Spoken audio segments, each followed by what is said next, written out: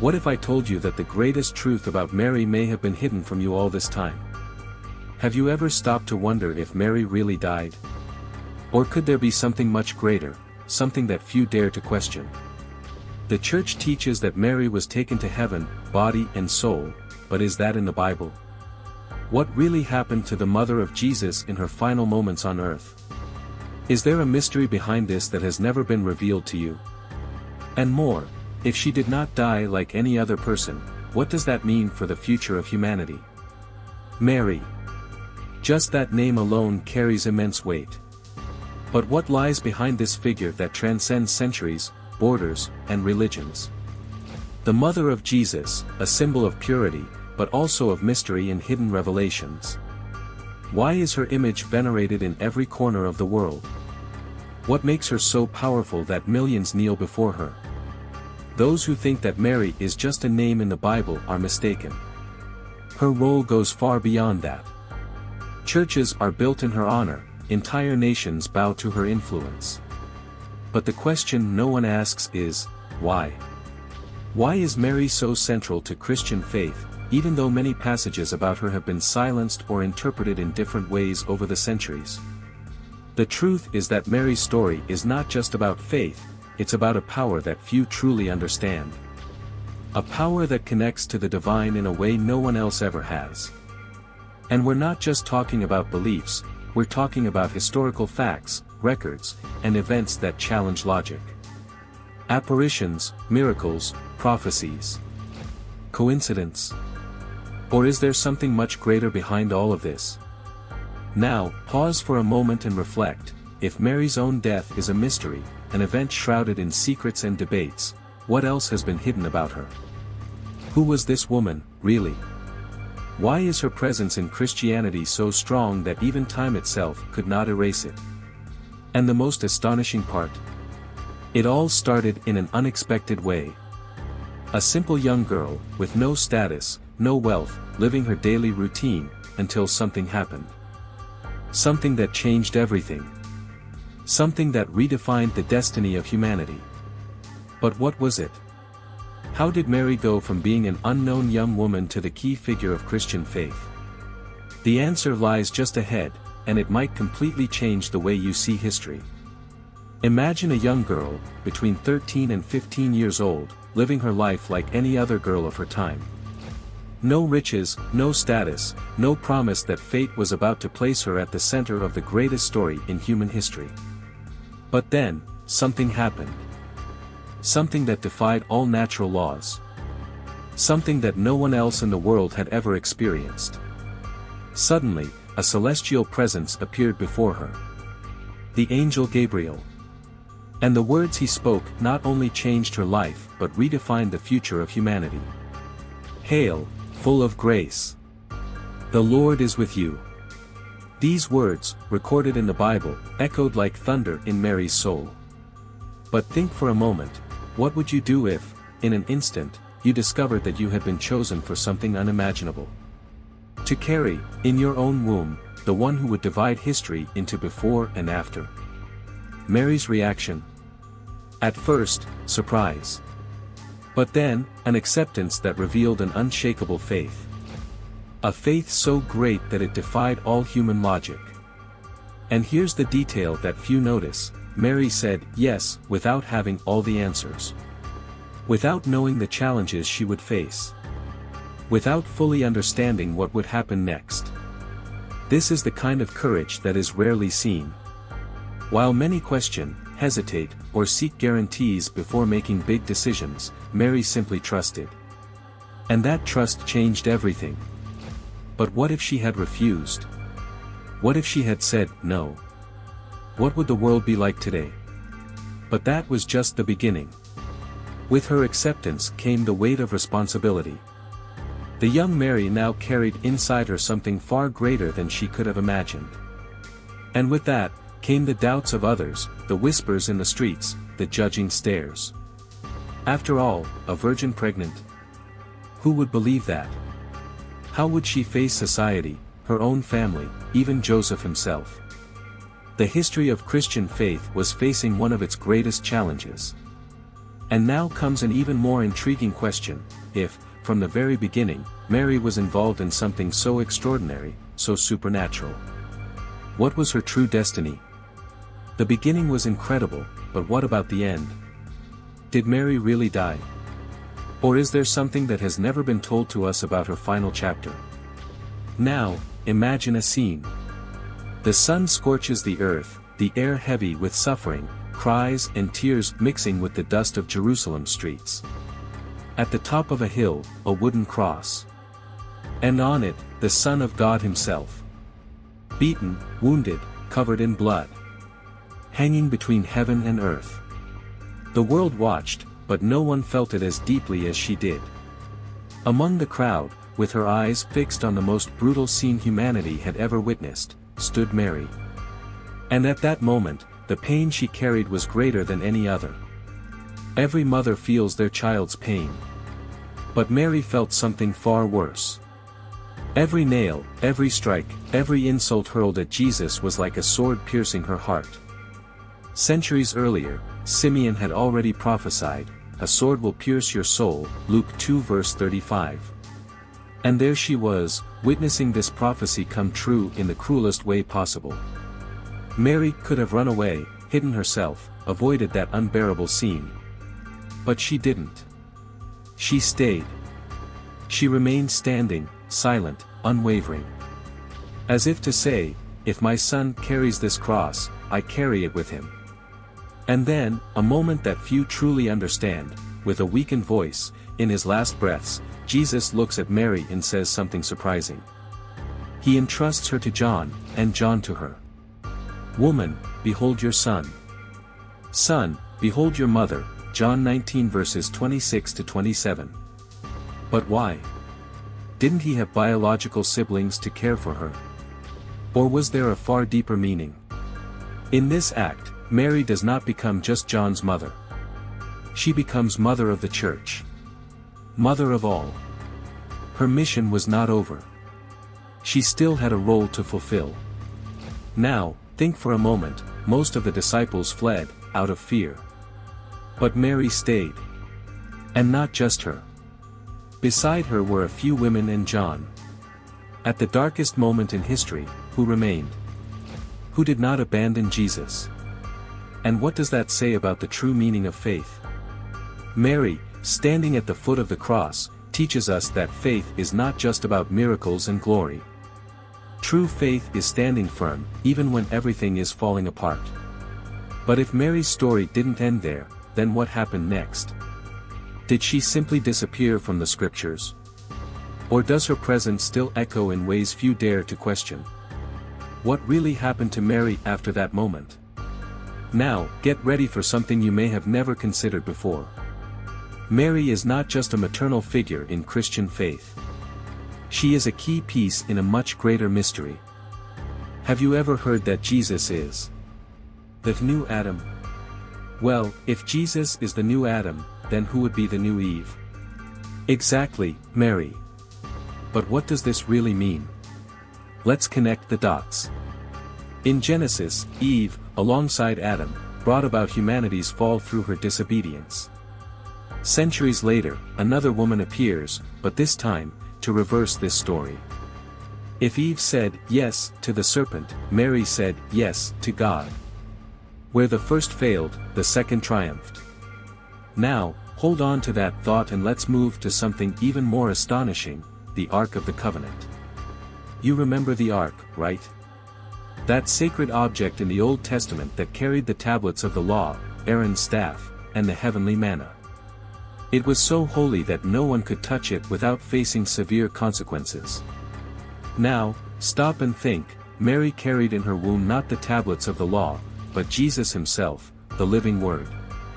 Not Aaron's staff, but the true high priest. Not the manna, but the bread of life.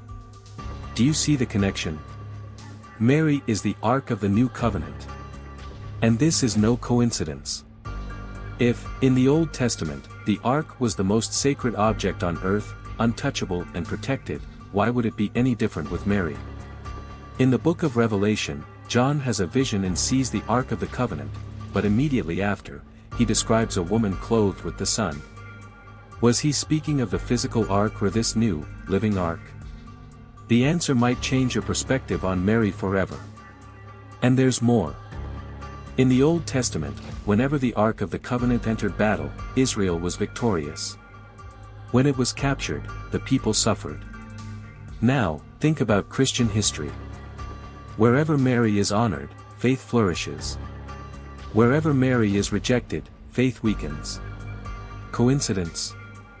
Or a pattern that has repeated for centuries? Perhaps Mary's true role is far greater than commonly acknowledged. But if all of this is true, then what happened to her at the end of her life? Could a woman with such a grand mission have simply died like any other person? Or is there something hidden between the lines of history? Now, think with me, a woman chosen since the beginning of time, carrying in her womb the Son of God, the Ark of the New Covenant, the new Eve, and at the end of her life, she simply dies and is buried like anyone else. Something about this story doesn't quite fit, does it? This is where one of the greatest mysteries of the Christian faith begins. What really happened to Mary after her death? Or rather, did Mary even die? The Church teaches that Mary did not undergo bodily corruption in the grave. Instead, she was assumed into heaven in both body and soul. But where did this belief come from? If we search the Bible for a direct account, it doesn't exist. However, there are clues between the lines. Think of Enoch, who was taken up. Think of Elijah, who was carried into heaven in a chariot of fire. If God did this for them, why wouldn't he do it for Mary, who played an infinitely greater role in salvation history? But here's something even more shocking. In the early centuries of Christianity, while Christians venerated the relics of saints and martyrs, there was never a single place that claimed to have Mary's remains. No tomb, no body, nothing. And do you know what that means? Either she vanished from history without leaving a trace, or something extraordinary happened. Ancient accounts confirm that the early Christians already believed Mary was taken into heaven. And if you think this is just an unfounded belief, know that this truth was officially defined by Pope Pius XII in 1950 with the dogma of the Assumption. But the most astonishing thing isn't even that. The most astonishing thing is that Marian apparitions throughout history reinforce this truth. Lourdes, Fatima, Guadalupe. Mary appears not as a spirit, but as someone alive, glorified. What does this mean? That she doesn't belong to the past but to the present and future. But the big question remains, if Mary was taken to heaven, why does she continue to appear? What does she have to tell us? Her messages speak of conversion, urgent changes, but are we listening? And more importantly, why do her apparitions always occur at critical moments in history? Why does Mary keep appearing? If she was taken into heaven, why does she insist on manifesting herself to humanity, century after century? Lourdes, Fatima, Guadalupe, Medjugorje, her apparitions defy logic, convert millions, and leave messages that seem like living prophecies. But what is the Virgin Mary trying to tell us? What is she trying to warn us about before it's too late? Let's get straight to the point. Fatima, 1917, 3 illiterate children tell stories of wars, persecutions, and even the future of the Church. How could this be possible without divine intervention? Lourdes, 1858, Mary appears to a humble young girl, and out of nowhere, a miraculous spring emerges from the ground. Today, millions of pilgrims go there seeking inexplicable cures. But perhaps the most astonishing is Guadalupe. A native man receives a vision of Mary, and her image becomes imprinted on a cloak. Centuries later, science still cannot explain how this image was formed. Now, stop and think, if Mary keeps coming to us, it means something is wrong. Her messages always call for the same thing: conversion, prayer, a change of life. And all of them carry a certain tone of urgency. Why? What is coming? In the third secret of Fatima, revealed only in 2000, there is a vision of a bishop dressed in white being attacked. Shortly after, John Paul II survives an assassination attempt and claims he was saved by Mary. Coincidence or something much greater? And listen carefully, devotion to Mary is not just about praying the rosary or making pilgrimages.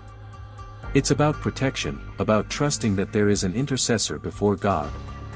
How many times have desperate people cried out to Mary and received impossible answers? How many healings, how many miracles, how many transformed lives? But if you think that's all, wait, because Mary is also deeply connected to something few realize, Jesus' genealogy and the ultimate destiny of humanity. Do you want to understand how this all fits together? Then get ready, because what comes next could change everything you think you know about sacred history. Mary's genealogy is not just a minor detail in Jesus' story. In fact, it is the key piece that proves the identity of the Messiah. And if I told you that without Mary, the Old Testament prophecies simply could not be fulfilled? That means Jesus coming directly depends on her lineage. But why is this so important? Let's connect the dots. The prophecy given to David said that the Messiah would come from his lineage. And here's the detail many ignore: the royal line passed down through generations, but by the time it reached Joseph, Jesus' adoptive father, he no longer had a throne. The kingdom of Israel had been destroyed, and David's descendants lived as ordinary people. But what about Mary? She was also a descendant of David. This means that through her, the bloodline remained intact, fulfilling the messianic prophecy. And this changes everything. By blood, Jesus carried the right to the throne. In other words, Mary's genealogy was not just a historical detail, it was a seal of prophetic significance. Now, look at this: Matthew and Luke present two genealogies of Jesus. One follows Joseph's lineage, and the other, Mary's. But there's a shocking detail: at that time, it was extremely rare for a woman's lineage to be recorded. So why was Mary's genealogy highlighted? Because she was the only bridge that directly connected Jesus to the promise made to David. If Mary were not a descendant of David, Jesus could not be the true Messiah. This completely changes the way we see her importance in sacred history. And there's more. Did you know that the name Mary comes from the Hebrew Marian and means something like sovereign lady or even star of the sea? This perfectly aligns with her mission. Mary was not just the biological mother of Jesus, she was the woman chosen from the beginning of time to carry the Savior of the world. And it's no coincidence that, in Revelation, a woman clothed with the sun and wearing a crown of 12 stars is described. But hold on. What does this image in Revelation really mean? Is this celestial woman Mary? Or is there something even deeper and more mysterious behind this vision? In the book of Revelation, chapter 12, an enigmatic figure appears, a woman clothed with the sun, with the moon under her feet and a crown of 12 stars on her head. But who is this woman? Many people claim that this vision represents the church. But what if I told you that this woman also directly points to Mary? Look at the details: this woman gives birth to a son who will rule all nations. That son is Jesus. But if this woman gives birth to the Savior, then who else could she be but Mary? And there's more. The prophecy says that this woman is pursued by a dragon, a symbol of evil, which tries to devour her child as soon as he is born. Do you remember Herod trying to kill baby Jesus? Coincidence? Or a pattern that repeats itself? And it doesn't stop there. The crown of 12 stars refers to the 12 tribes of Israel and the 12 apostles, linking Mary to the church and to the promise made by God since ancient times. And here's what few people realize: Mary is not just the mother of Jesus. She is also the mother of the church. Her role did not end when Christ ascended to heaven. On the contrary, she continues interceding, guiding, and protecting the faith of her Son's followers. Now, think about this: if Mary is this woman in Revelation, it means she has a direct role in the final events of humanity. The dragon hasn't given up. The spiritual battle is still ongoing. And who is at the center of this confrontation? Mary. If she was chosen from the beginning to be the mother of the Savior, wouldn't it make sense that she would also be present at the climax of history? But now comes the question no one dares to ask: if Mary has such an important role, what really happened to her at the end of her life? Did she die? Or was the truth about her fate concealed? Now tell me, after all of this, do you still think Mary simply died like any other person? Or was her destiny something far greater, something that confirms everything we've seen about her divine mission? If Mary was taken up to heaven in body and soul, what does that mean for us today? What is the role of this great plan unfolding before our eyes? And more importantly, why do so many people still ignore these mysteries? Are we overlooking something essential to understanding the future of the Christian faith? Now I want to hear your opinion. What do you think? Did Mary die, or was she assumed into heaven? Leave your thoughts in the comments, I want to hear from you. And if this video made sense to you, don't leave without subscribing to the channel. Turn on notifications, because we still have a lot to explore about these mysteries that no one tells you about. And believe me, what's coming next might be even more revealing.